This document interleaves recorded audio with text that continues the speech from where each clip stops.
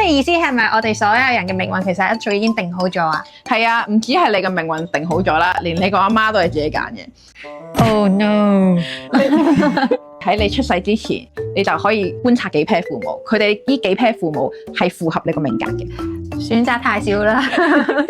你就揀一對下凡歷練啦，就同佢哋一齊。至於事業咧，其實係有 flexibility 嘅，落咗嚟先慢慢揀嘅，因為個時代都變得好快。如果你個命書寫你喺某啲時間遇到挫折，你無論係你做老師咧定做警察，呢個時間都會遇到呢個挫折。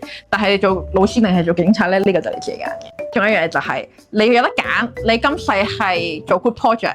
揾個伴侶同你一齊行埋後半生嘅路，定係你做個人 project 嘅？咁有啲獨身一世嘅人咧，其實佢哋就係揀咗佢哋做個人 project。我唔需要人陪我，喺某程度上都係叫一啲靈魂嘅契約，又或者係經過婚姻嘅磨練，你先可以得到智慧。咁佢就會揀 group project。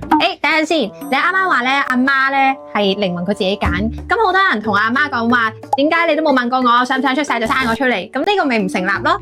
係啊，唔成立㗎，因為有一啲有前世記憶嘅人會翻嚟講啦，就係我哋出世之前咧揀你想要嘅爹哋媽咪，特別係你嘅性別咧，就係如果你係俾媽咪吸引咗嘅話咧，你就會變成仔仔；你係俾爹哋吸引咗嘅話咧，就會變成女女。但係你係一 pair 父母咁揀嘅。合理合理，異性相吸。咁我當初個 taste 應該都麻麻地㗎。